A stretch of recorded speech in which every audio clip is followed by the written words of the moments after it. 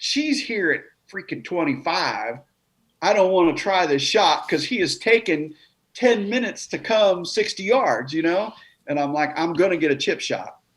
And Perry's like, don't forget the front window's not open. Well, the front window of the blind isn't, because I had the vertical open that I was going to shoot out of. She's already closed. And I'm like, ooh. So I go ahead and I come to full draw because he's quartering to me the whole time at the scrape. I come to full draw when he turns broadside, and I'm just settling in ready to shoot. This segment of DoD TV is brought to you by Leupold, American to the core. What's up, everybody? Welcome back to the Drury Outdoors 100% Wild podcast. If you care, if you're counting, this is episode number 244. You're Tim Chelswick. You are Matt Drury. And we got the madman today. We're going to be talking forked buck. Yeah, we got Mr. Mark Drury on Zoom. How are you, Mark? Good. How are you guys? Not bad. Good. We're ready to kick off the new year. So our goal, we're trying to get to 300 episodes this year. So if we did 52, we'd be 6 shy. So we're going to do a couple extra, or try to this year. So that's our goal. We got lofty plans for the podcast this year, but it's always good to kick it off with Mark talking about big bucks. Mm-hmm. He has seen a few this year. Yeah, so we'll talk about the forked buck because that was a multi-year quest. So that'll be an interesting story. If folks are interested in your kill, they can go back to last week and hear about your buck finishing out the season strong. Finally caught up to one. Yes, on the new lease. Tripped into one. Doesn't matter. It's still a tag. You're golden now. We're done. It's a complete season. And we should probably welcome in some of our newer Rack Pack members. Let's do it. All right. So this week, the newest Rack Pack members, Ryan Dugag, Ian Steve. All right. Is that the fake name? Ian's? I mean, I'm not even saying his last name. Ty Gray. Half the fun is guessing. Bay Grace, Josh McGill, Jimothy Schlump. Okay, that's the fake one. Andrew Geist, Nick J. Olson. So welcome to the Rack Pack. Yeah, and we should say that in the future, we may be doing some live Facebook events during the show within the Rack Pack group over there on Facebook. This is a Tim brainchild. Mm-hmm. So it will probably flop. If you want to get into the Rack Pack, all you got to do, go to Facebook, type into the search bar, Drury Outdoors Rack Pack, should pop up. Bada bing, bada boom. Tim's got a few weird questions that you have to answer. we want to make sure we don't have any bots. Folks. Well, we had a fake female profile join the group last week, and she posted a suggestive picture of herself. Oh. And right off the bat, one of our guys reported it, and we were able to take it down and remove that person. Thank goodness we wouldn't want suggestive photos in our Facebook group. You didn't want the suggestive photo. Oh, okay. Test me. How do you know it was fake? Well, that's a good point. At any rate, it was inappropriate. We'll call it that. But it's a good thing that you're the main guy that that is the gatekeeper for this. The conscience of the group. Yeah, because I could let anything go. We had someone unless it's talking bad about me. That's where I draw the line. Right. We have thin, we both have thin skin. Yeah. Don't make fun of us. We had someone try to post an ad about ammunition. Let's not make it a salesy group, guys. Let's keep it about the show and about deer hunting. That's all right. Dale Wagner reached out. He's part of the Rack Pack. He says, I've watched all 242 episodes. Jeez. Guessing I'm the only one that has. Hey. Ha, ha, ha. I've been a taxidermist since 1985.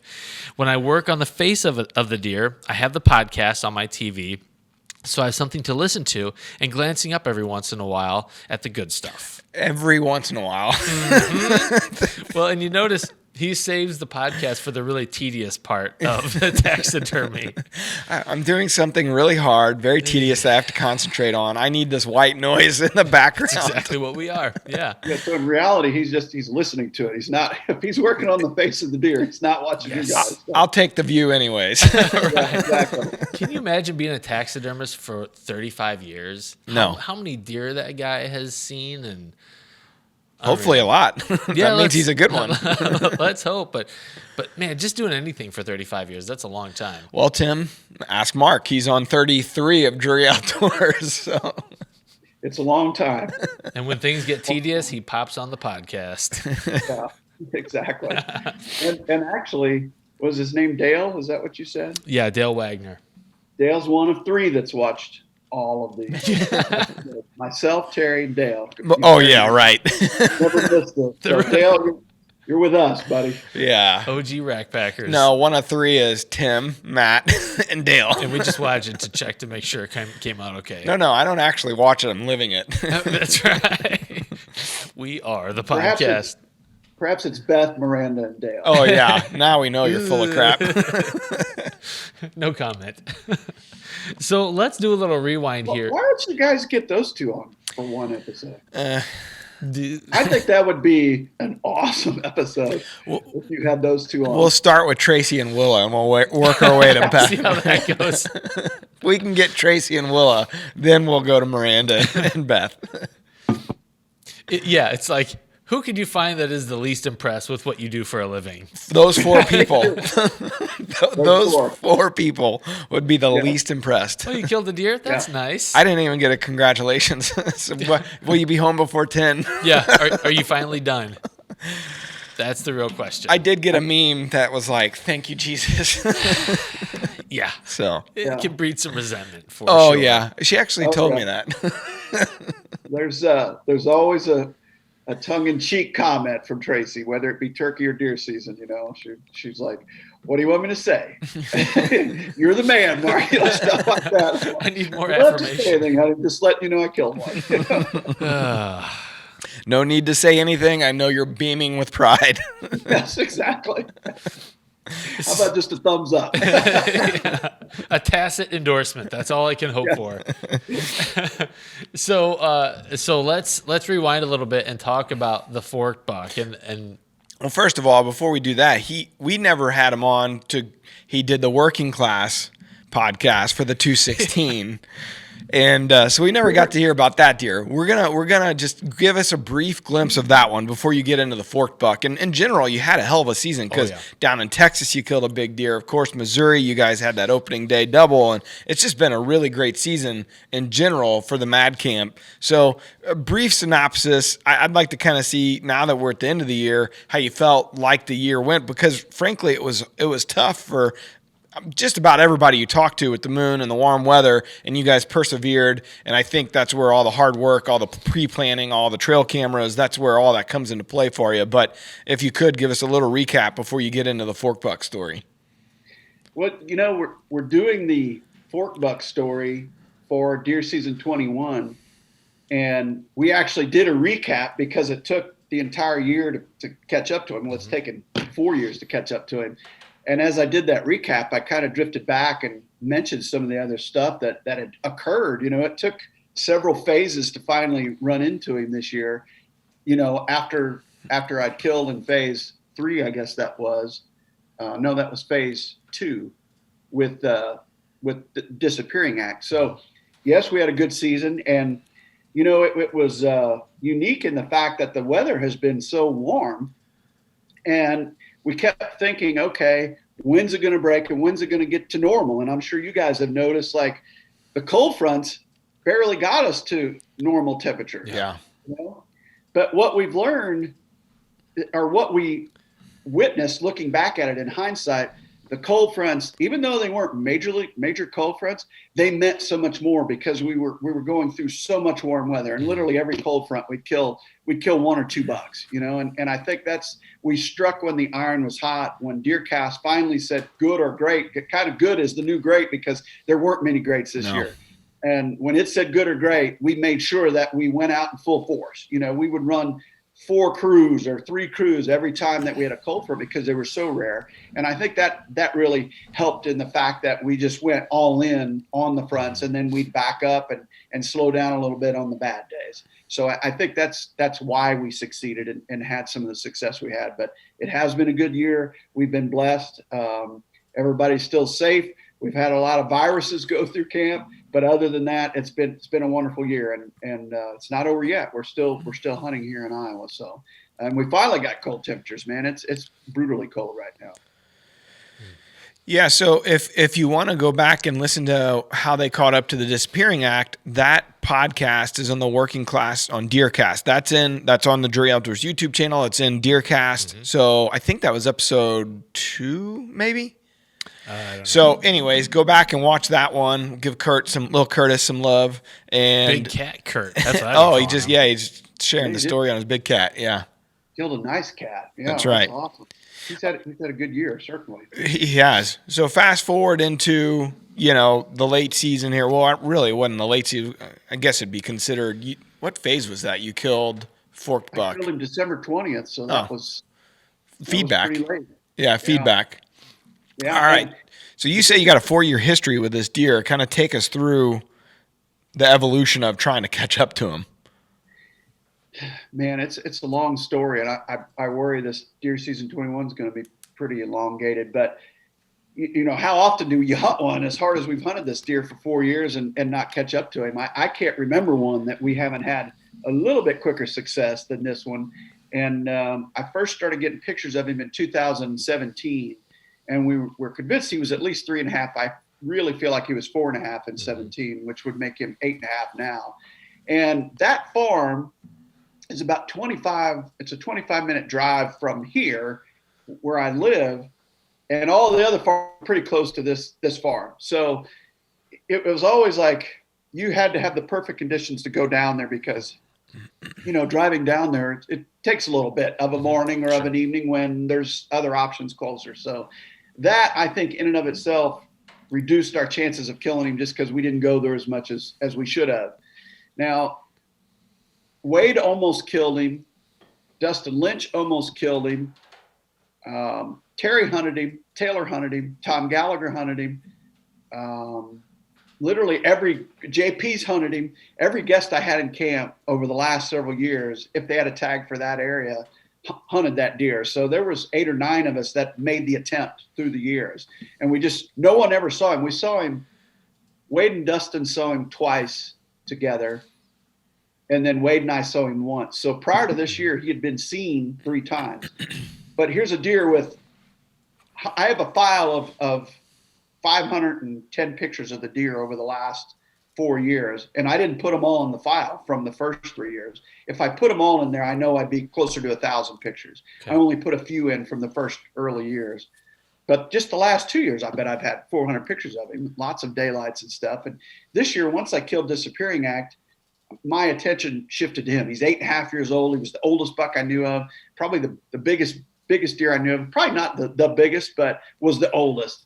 And I was like, man, I really want to focus in on this deer. And the reason I was so excited about hunting him was because of that 4-year history. Mm-hmm. I have a roadmap of every place he likes to be daylight and the dates that he likes to be there.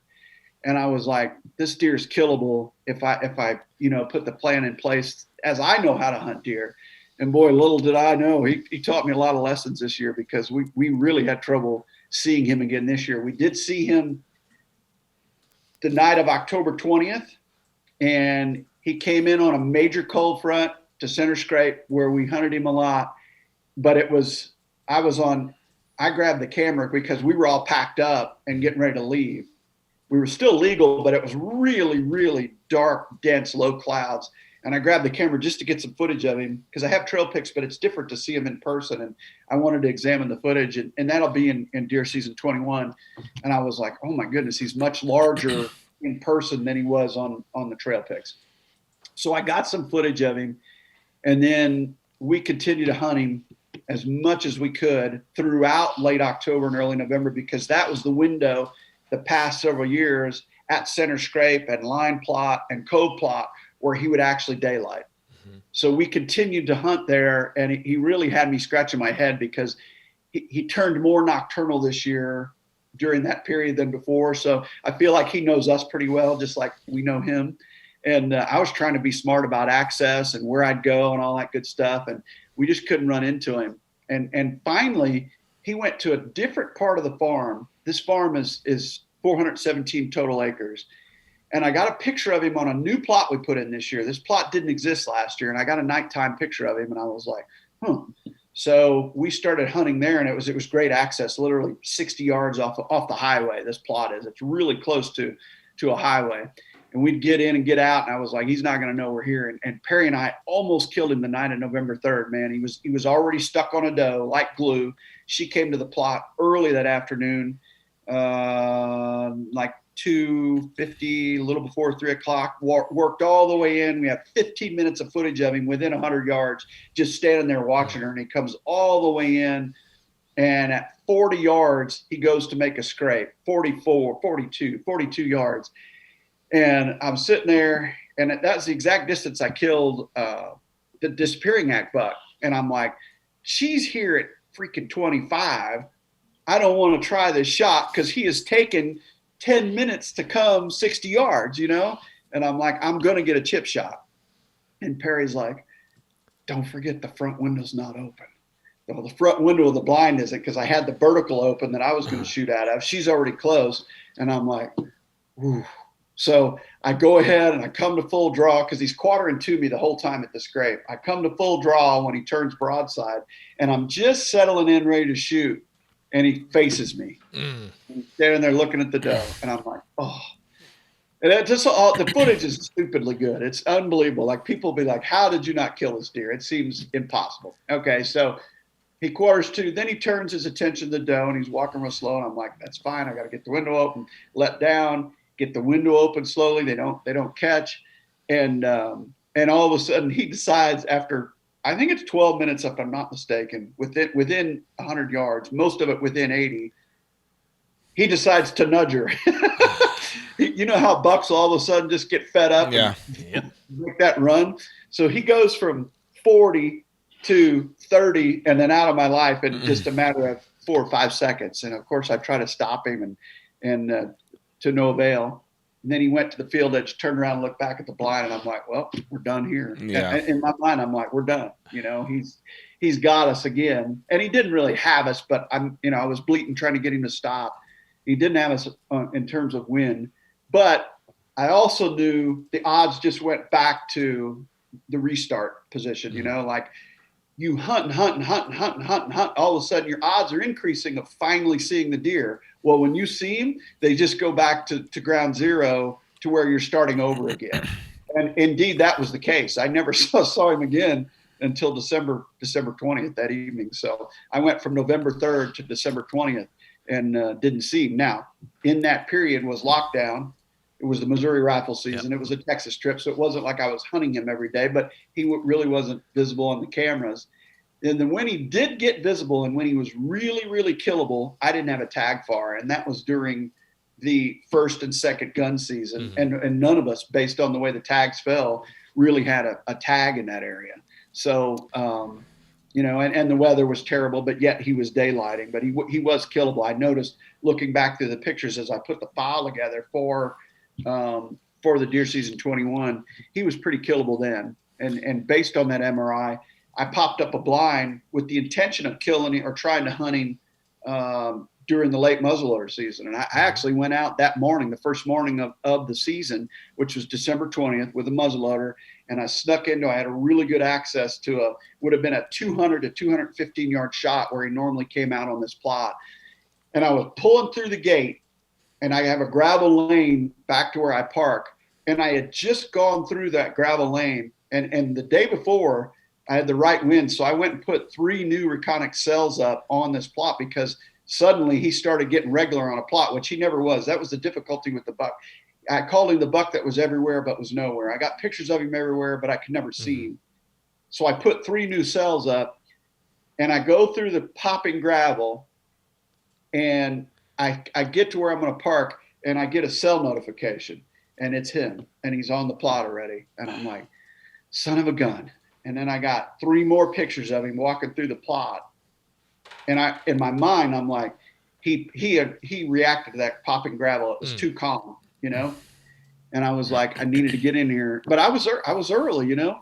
It was black dark. So I went ahead and waited 15 minutes. I made all the cell cameras give me pictures. He wasn't anywhere on the plot. I snuck into the blind because the access was lock proof. It was awesome. Cedar row all the way in, getting to the back of the blind. And I cut a hole through the cedars where I could barely see the plot. And I sat there till 9 o'clock and didn't see him. Then I got another cell report on a ridge west of there, about 400 yards. that I thought to be him going south.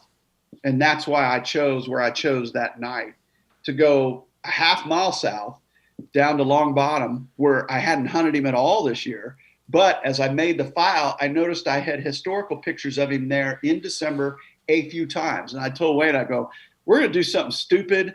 We're just go as far away from him as we can get, because I feel like I pushed him that morning, right? That pop and gravel. I felt like I pushed him out of where he had been. And then that's where he walked out, and I killed him that night. So I think at the end of the day, and when I finally looked at that card, the picture that I thought was him going south was not him. So I made a decision based on a picture that wasn't him. So in reality, good luck finally prevailed, right? I finally got lucky. And once again, you hunt a deer enough, you're going to finally run into him. We kept saying, we got to be the camera. We got to be there. We got to be there. We got to be there. Well, that comes at a price of access in and out. So I was really careful about where I'd even go sit on him. But finally he walked out and that was such a weird night when he walked out. I'm sitting there in the blind, and it's early. We've seen one buck early in the afternoon. It's December 20th, right? We're on a bean field with a big radish field in front of us. And at about 200 yards, we see a buck, nothing else. And this farm, you should see some deer before you start seeing age, right? So we're sitting there, and Willa had sent me an email about the company bonuses. And I'm sitting there going through the bonuses, and I'm getting through the whole list, and I'm looking at him, and Mark and Wade goes, Mark, there's a big buck right to your left. Don't move. And so I put my cell phone in my pocket, and I look out the window, and I go, that's the fork buck. And he's standing there 22 yards. Oh, and when Wade shifted to see him better, the blind popped. It's cold, right? Great. It's December 20th. And I'm looking at him, and he's looking straight up at me at 22 yards. Every window's closed. My bow's sitting there. And I'm like, oh, I can't even believe this. And then, fatefully, he's put his head down and started eating radishes. And I was like, here we go. So I got the window open, got my bow ready. And then we watched him for several minutes before he gave us a shot. And my shot was at 25. So, I thought our bonuses were pretty good this year. If only that could happen every year. Dude, fortuitous timing. What crazy, for him to be right underneath you there, like crazy set of circumstances to lead to that moment. And here's the thing. What he came through was wide open from my view. So the legend of the buck continued until the moment he died. Like, if I'd have been paying attention, like, I'd have seen him coming down through this brushy bottom. Like, it's deer heaven where he came from. But he came up the same trail we did to get to the blind. Like, so even that was crazy. Everything about this buck was just really non-conventional. He was a really odd deer, in my opinion, just very different. He taught me a lot about deer behavior just looking back through the pictures and then hunting him as hard as we did this year. He taught me a great deal. It makes me feel better that I'm not the only one that gets surprised by deer because of my stupid phone. Everybody does. Like, Well, and again, essentially, he was the first deer we saw. I mean, yes, we saw one in a distance at like 3 o'clock was just odd movement, going from one bed to the next bed. But for him to be the first deer on it, it's a 5-acre bean field. He was number one. First deer out there. What time was that he popped out? Like 3:55. So early. That's weird. Yeah. So was that kind of tucked into the property as far as like back in there and like cover all around? I mean, for them to move that early. As groovy a spot as you could possibly have a deer field. I mean, it's unbelievable where it's at. But the access is one that I don't care for because it's a long way through some woods. And then you get in a creek and you walk forever up the creek and then you come up the creek bank into the blind. So I don't like going up through that bottom. We didn't scare anything, but for him to be there as quick as he did, we literally walked right past the deer. We had to have. He had to have been bedded right there. And so the last 200 yards or so is up a really deep creek with down trees and everything else. And we get right below the blind and we crawl up the hill and into the blind. So the last bit is quite good. The access is. He had to have been bedded right there, though, in hindsight. For him to be there that quick, he had to have been. We literally walked right past him. Unreal. Crazy. Mark, and he was straight upwind of us, too. So the moment he put his head down, I opened the window, because I'm like, we got him. There's no other deer in the field. Yeah. And he's straight upwind. And I'm like, in my mind, I'm like, you're dead. I mean, I really felt like this was it. If you watch the video, I say that to Wade. I go, here we go. We've waited for this for a long time. And because I knew I was going to kill him, or I felt like I did. So no does, just him. That definitely makes it a lot easier to open a window, because you're just waiting on, unless the window pops, which when we always get into the blind, we always open them to try to prevent that. But if there's no other deer in the field and he's got his head down, it makes it a hell of a lot easier than trying to look for all 10 deer, 20 deer, looking for all the eyes, especially when they're feeding out like that. They could be all around you, and that's a tense moment to try to even just get the window open to shoot. So it is. It's a challenge, but I was sure glad to see him standing there. No doubt. And even more glad to walk up on him, man. He was bigger than he looked in the pictures and in video. His body was really, really large, so it shrunk him down a little bit in terms of just seeing him stand there. But when you see him laying there, he was really large. The mass is what's crazy. I mean, he's just thick. It's like soda can mass all the way out to the tips. He did. I think his smallest mass measurement was like 5 6/8, and most of them were over 6. Wow. I think he was 7 at the bases, and then 6 all the way out on the one side, and then the last one on the other side was 5 6/8. So yeah, the most massive deer I've ever killed, for sure. And that was a night that JP Morris was in camp, and he killed a giant that night as well, right? He did. Yeah, he killed a buck that had just shown up. Well, he showed up during gun season, and Taylor and I hunted him 2 or 3 different nights. I continued to get pictures of him, and I mean, he's a giant. He's 6 or 7. I mean, he had a larger body than this deer, just a giant head, and it was cool that he came out and JP was able to get him killed too. It was an awesome night, but big cold front, and they moved real well that night. That was, you said the 20th? 20th of December. So that was right around, was that the full moon, I'm thinking? Yeah, it was full that day, but it came up late that night. Yeah.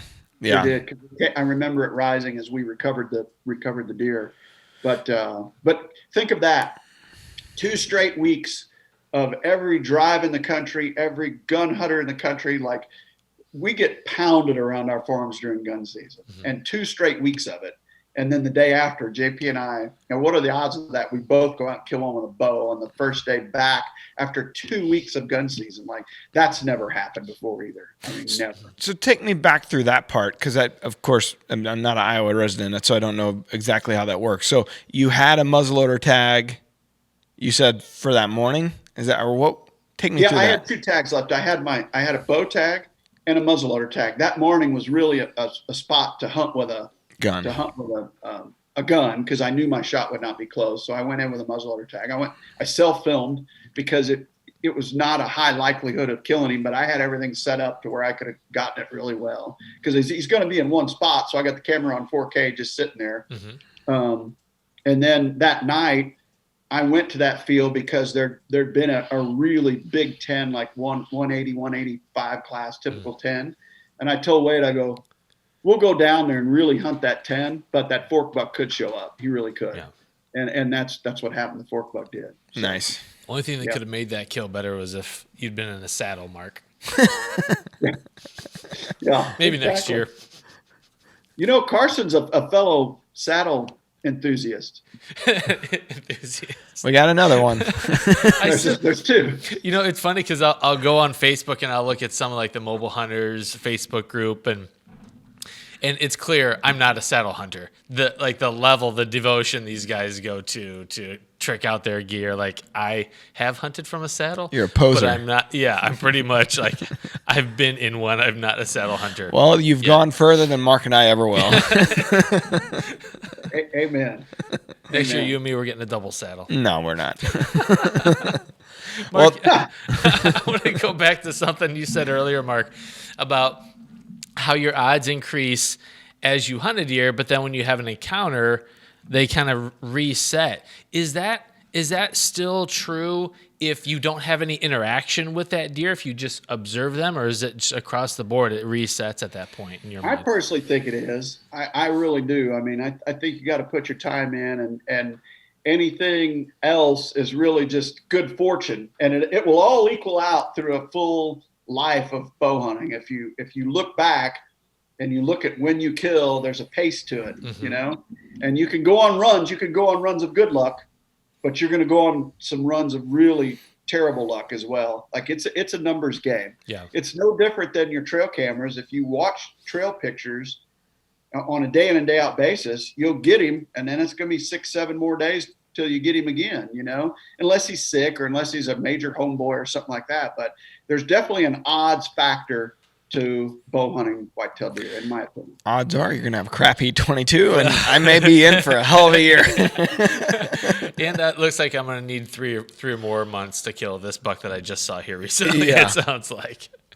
But it's one of the reasons that if you look at guys that look at the success Terry's had this year, the success I've had, well, we get to hunt every day. You know, we are a trail camera. We're sitting out there every day. Our odds are quite high that we're going to kill X amount of deer because we're out there every day. If we were limited in time, you guys are both more limited than Terry and I are. It makes a difference. Like you're only going to kill, if you count your hunting days, you're only going to kill so many per hunt day.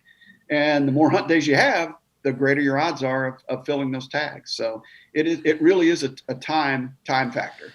I thought you were going to say it's really why your wives resent you because you spend so much time trying to kill a deer. You guys hunt a lot, but you don't hunt. I mean, Terry and I don't miss a day. Yeah. You know, I mean, that's part of our success is just having the ability to go. Basically, we're just trying to hit greats, goods. Yeah, you know, very strategic. Yeah. My buddy Tony was over. Tony listens to the podcast, and he was talking about he's got a Northern Missouri lease that he goes to, and he was kind of going through how tough it is to hunt it. He lives down here in the St. Louis area, so it's time, it's a motel stay, it's fuel. And Beth was sitting there with us as we were visiting. I was like, "Are you hearing all this, Beth? Like, could be worse. All the expense and the time that he's spending away versus what I'm, because yeah, I mean, it is a huge investment to take that time." Well, yeah, believe it or not, Beth, I've got this right. That's what I should have said. First, I should have said, "Listen here." And in fact, Beth, you're damn lucky. Thank you. Then maybe put your finger right in her chest and said, "Now, cook me dinner." I'm glad she doesn't listen. Yeah, aren't we all? I can have a lot of bravado because of that. I did look back. The Fork Buck Kill is episode 3 on the Working Class on DeerCast. The show. Disappearing Act. Sorry, Disappearing Act. Yep. Episode 3. So go back. Highly recommend going back and checking that out if you haven't. So looking ahead here, as this show's airing, we're filming it before it airs, obviously. So you got a couple seasons left, or a couple weeks left of the season. So I get the irony of why I said that. Brilliant. We are filming it before it airs, yes. I meant like pre-taping weeks ahead of when it airs. I was trying to be better and just not comment. But the way you laughed. Sorry, yeah. I'm trying to be better in 2022. So far, you're failing.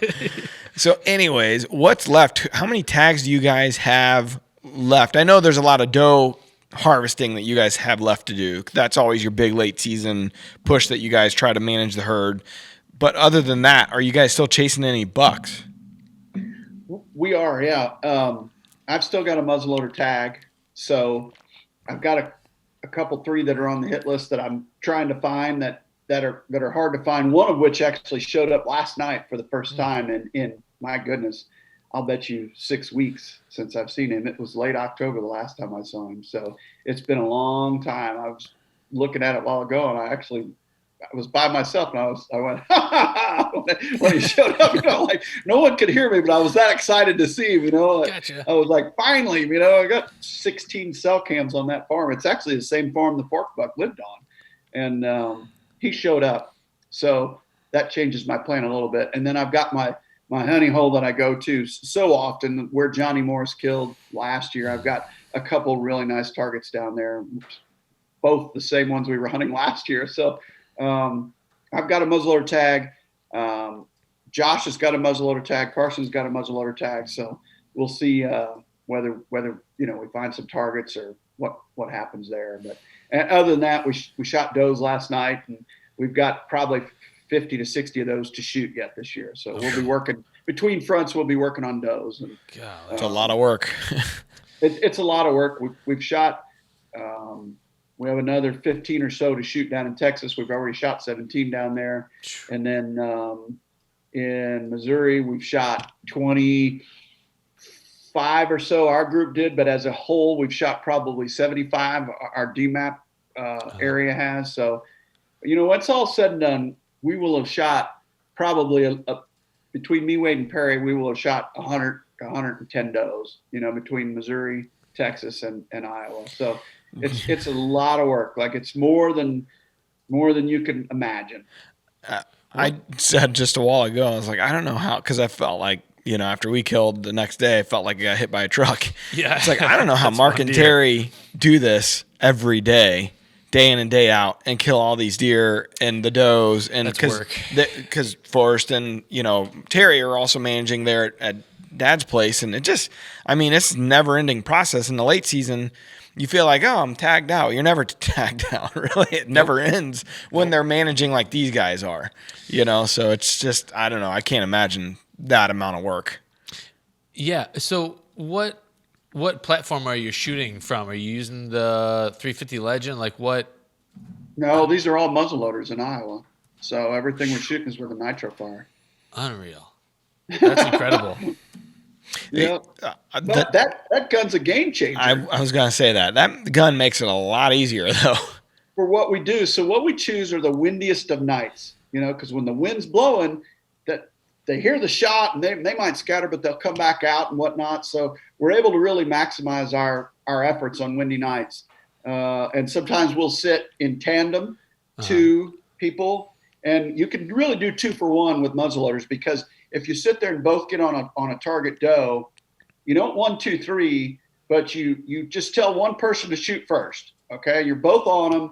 The guy that shoots first, the second guy, his trigger to shoot is once he hears the first report. Because if you go 1, 2, 3, you never time it correctly. So you just say, okay, you shoot first, and the moment you hear that gun report and you see your crosshair still on them, you go ahead and shoot, because they won't react in the time that it takes to get the shot off. So that's the way we've been the best and most efficient, is 2 guys at once and kill 2 at a time.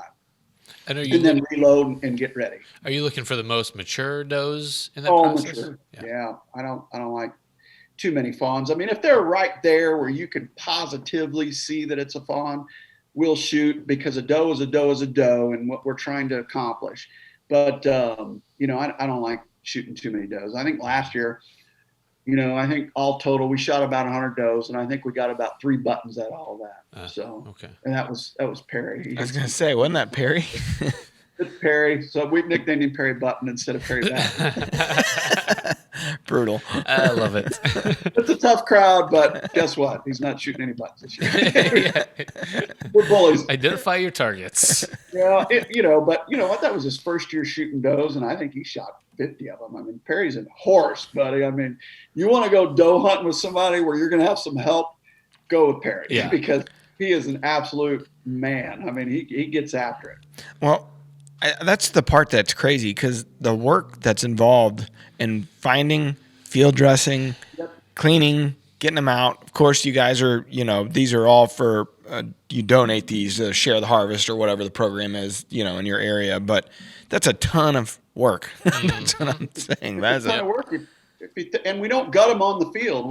We get them off the field. So you're loading them, you're unloading them, you're gutting them, you're reloading them, you're taking them to a central location, unloading them, and then once it's time to donate, you're reloading them. I mean, you're handling each deer several times, and they're big does. I mean, these Iowa does they're ginormous. I mean, they're all 100 and field dress. They're all 120 to 140 pounds. I mean, they're big. So, and it's cold or freezing. I mean, the wind's blowing, and you're in full insulated gear. Yeah. So that it makes it more cumbersome. You're not comfortable like early season. You're limber and you got all mobility. Well, in the clothing you're in this time of year, it's just not as easy.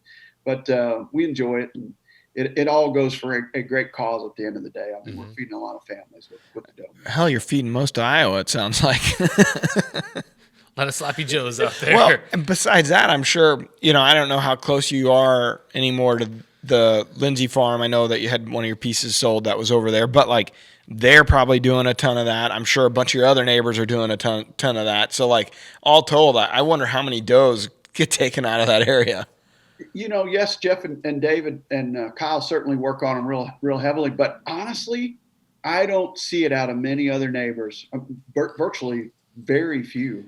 Everybody likes to hunt the bucks, but you feel like you're feeding a neighborhood on a lot. A lot of my farms are satellites anymore, so we have decent food left. And man, the does that pour in this time of year, they're not the does that have been there the whole year. Yeah, and I just feel like I don't see people manage the does like we do, and it's such an important factor to overall herd health. Like it's more important than anything else, in my opinion. You got to have food, cover, and water, but you got to keep that population at a manageable, healthy level.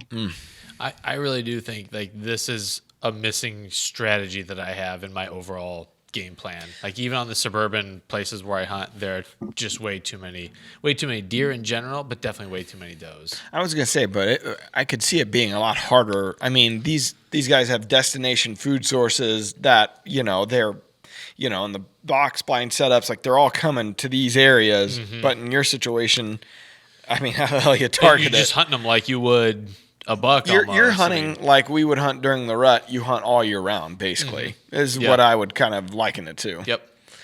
Which you're banking on them coming within 20 yards of your stand, basically. Yeah, so the numbers will never be there. But like even now, I have a little bit of opportunity. I probably should take the crossbow with me in case I have a chance. But you still have a buck tag, and it's like, I want to focus on a buck. But, maybe next year would be better for bucks if I took a few more does this year and just kind of bit the bullet and did it. But come on, Tim. We got a couple days left. I always talk about it. Just got to do it. That's the thing. You got till the 15th. Yeah. And just think of the conversation with Beth. Beth, I've got to go start focusing on does. Yeah, but there's another phase to deer season now. I've killed 2 bucks, but I need more. She's like, oh, great.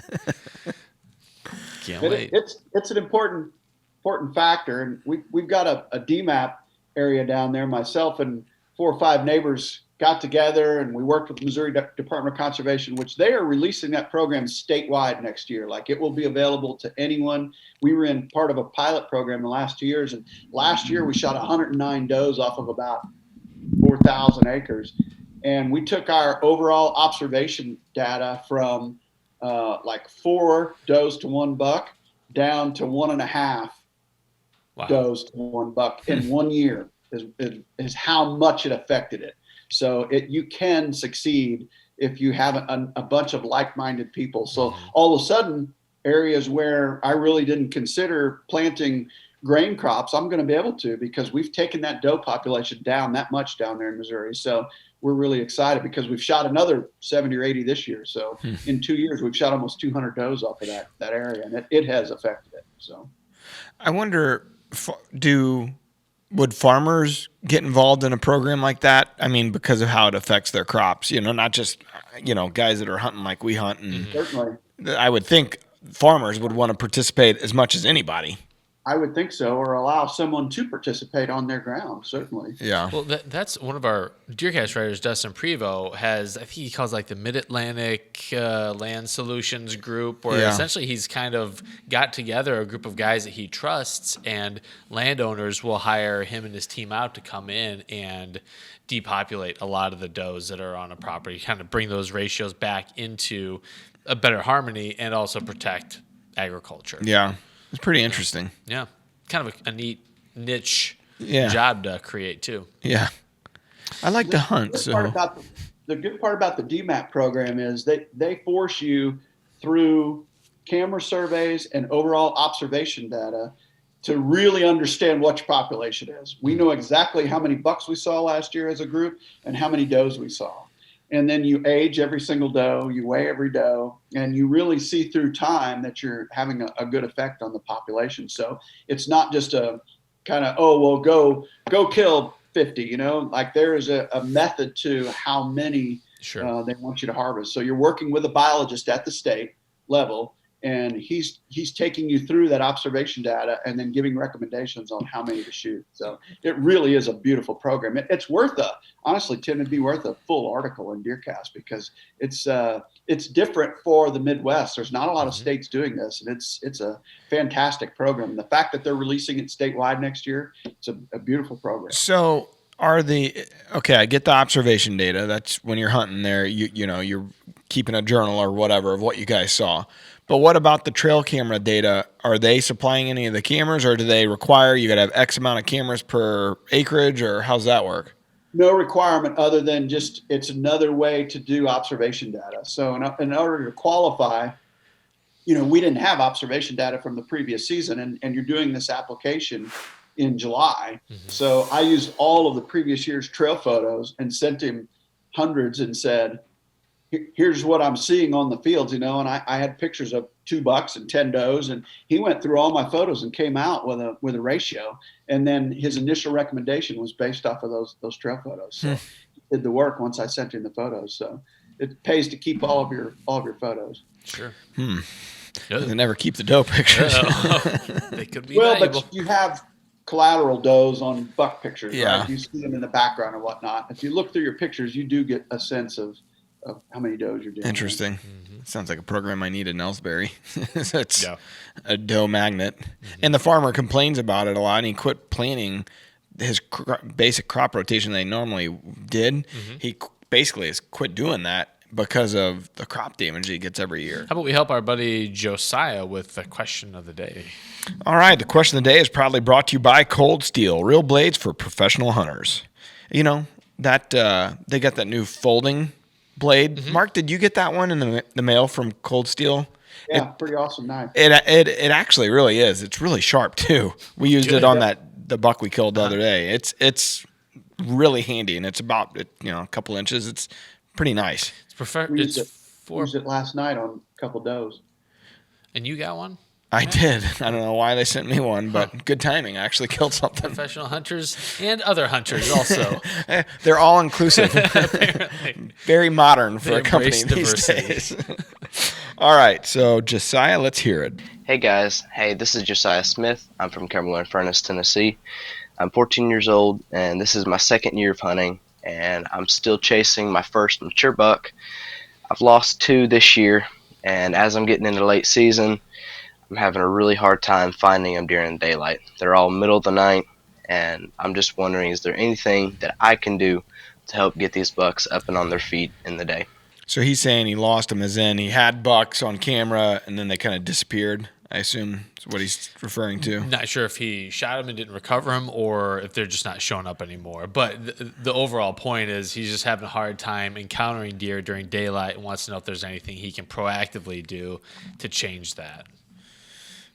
That's a tough one if he doesn't have the places to go to do so. I mean, I have places on my farms that are awesome certain times of the year, and you get into this time of year and it's all nighttime, and it really comes down to the bedroom changed. And that may be one of 2 things: the bedroom changed or the food source changed, and they're just not daylighting there anymore. And if you look at travel during October, November, it's quite good for bucks. So therefore your daylight activity increases because they're traveling more. This time of the year, they're going about that far. They're going from food to bed and bed to food, and it's very difficult to find them in between unless you have an incredible bedroom with thermal cover or an incredible food source that's palatable to them this time of year. So there are just certain times of the year that it's very hard to find a daylight buck unless you have really good bedding or really good food. So there may not be a solution.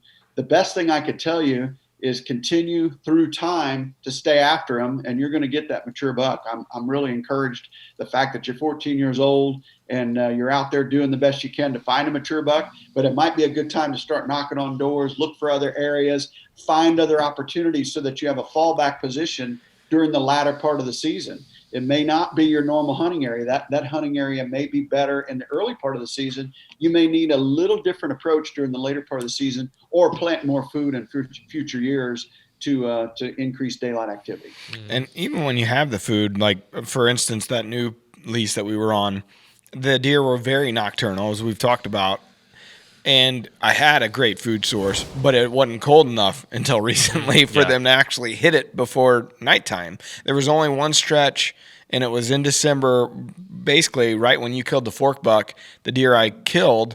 He showed up 4 times, 4 days in a row. We encountered him once, just too far, but the moon was right, and we had cold temperatures, and he hit the food source. But other than that, it was always nocturnal, and we didn't have good thermal cover, like you're saying. We had the good food source, but we didn't have good thermal cover, so they were a little bit further away, and it was just taking them longer. Well, when we got the cold temperatures, or in that back in December when the moon was right and we had cold temperatures, they got up on their feet early enough. Sure. And so I sometimes, like that property, it was just tough all year. They were nocturnal all year, besides a few days here and there, when major cold fronts came through. So that's another point, that if you do have any type of food, or where they're traveling from, waiting for those great DeerCast days or good DeerCast days, and going in on those days in lieu of hitting maybe the bads or the pours, or and a lot of times you're just upping rods in that regard, being there when they might be moving a little bit sooner. So, yeah, because that's a great point, Matt, and it's one that I've been talking about a great deal this fall. The difference between a poor and a bad and a great, it really comes down to what time of the day they get up and start walking, and therefore increasing the opportunity that they walk further, because they did get up a little bit earlier in the afternoon. So we've had some decent sits on bads, but it's because we're parked right next to the bedroom. Like if you're in it or next to it, you got a chance of seeing them. If you're a ways from it, like your situation you're talking about, it better be a great, or he's not going to be up and have enough time to get there. Yeah. So I don't think that we've done as good a job as we could have articulating that in terms of the difference between what a great means and what a bad means, Sure. And it's really about the time that they're actually on their feet during daylight. Yeah. Yeah, I have a question for you. I asked Terry this on the podcast as well. I felt like DeerCast this year, it was, because I've seen plenty of guys say, especially if you follow like the working class Facebook group, hey, I shot my best buck on a poor day or a bad day or whatever. And I felt like this year in general, the difference because of the moon, because of the warm temperatures, like I didn't feel like it was a normal year in that that greats or goods. Like I felt like there was so many days of just kind of okay weather that sometimes they did get up on their feet on bad days or poor days, quote unquote bad or poor days in the app.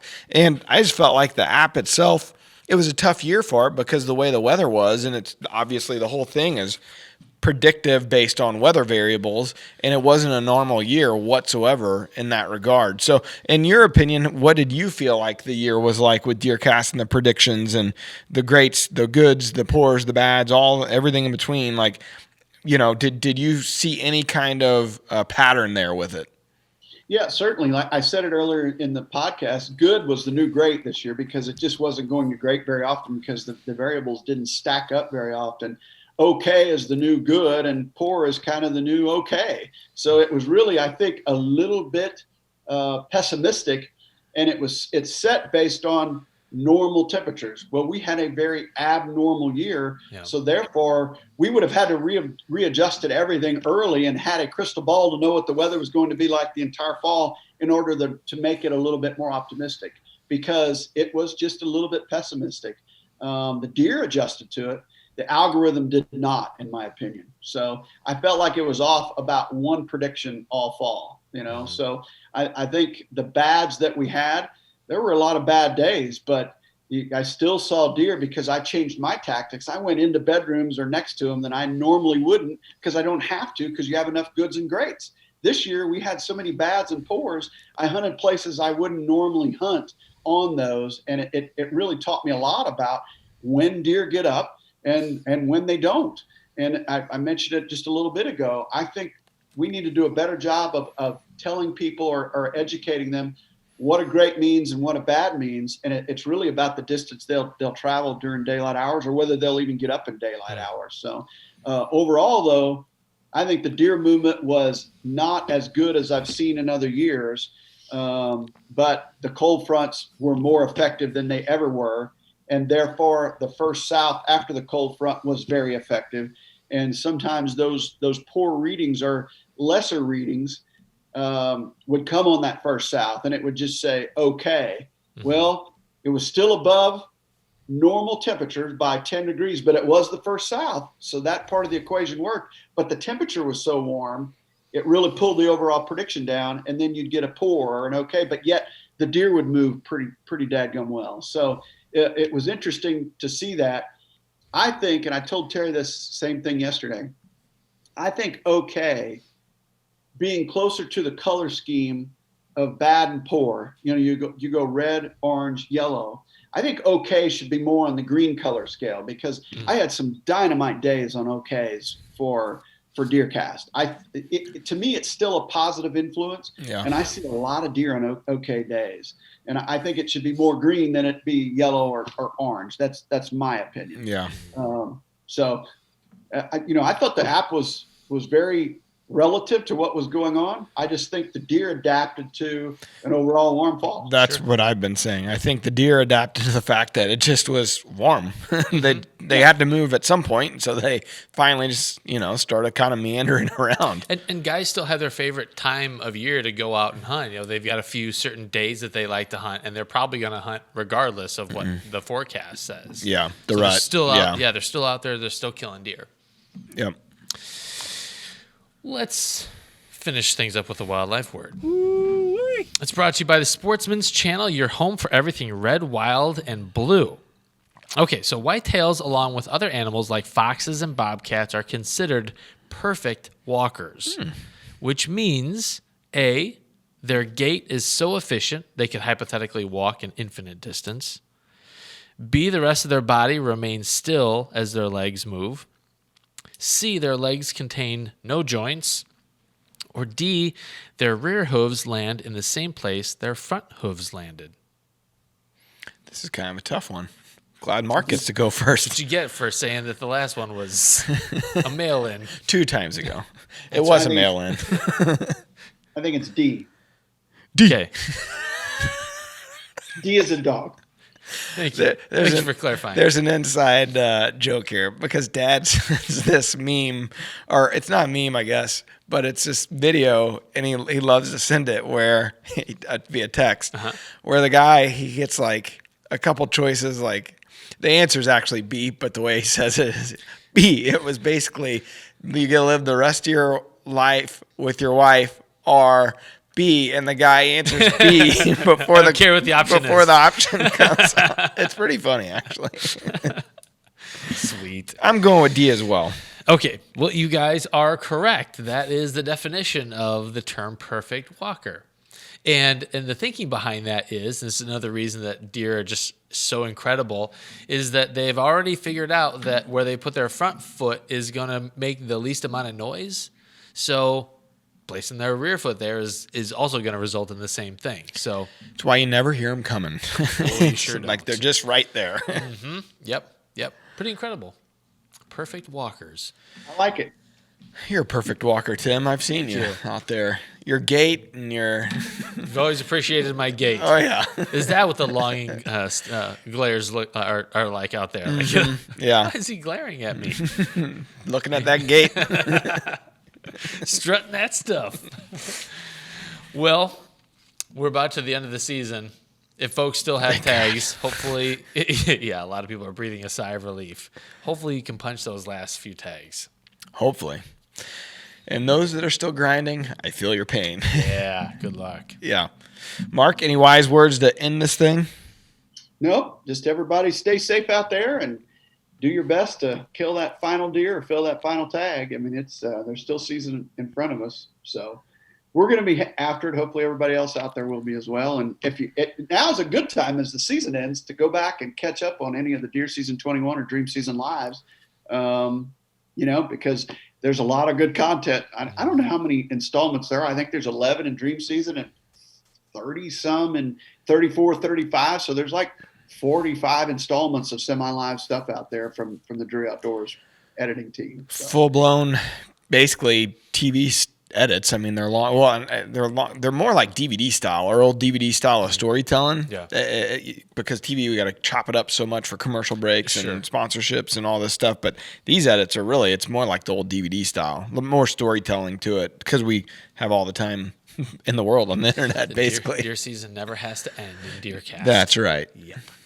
It is, and we appreciate everybody that has checked out the series. I mean, the minutes watched are through the roof. We're over 20 million minutes. We're approaching 30 million minutes viewed through those series. So that's pretty astounding. We got the best fans in the world, and we appreciate everybody out there. Heck yes. A lot of people with a lot of time in their hands. That too. Especially Dale Wagner. Yeah, he's sticking with us for all of our episodes. We appreciate you, Dale. Yes. That guy should get a hat. All right. Or a free mount. From who? I'll do it for him. Oh, man. How many eyes did your deer have? All right, everyone. Take care. Thanks for watching. Till next time. Peace out. Appreciate y'all. Temperatures are going to be dropping. Perfect conditions for the skinny field. Got to focus on those afternoon hunts. Northwest Tree Stand, 5 p.m. It's the easiest decision you'll make this season. Get ahead of your game with DeerCast. Yep. There you go. Doesn't feel complete without it. We're adding new videos every week, so make sure to click that subscribe button and check out all of our amazing content. This episode of DoD TV was brought to you by Bass Pro Shops and Cabela's.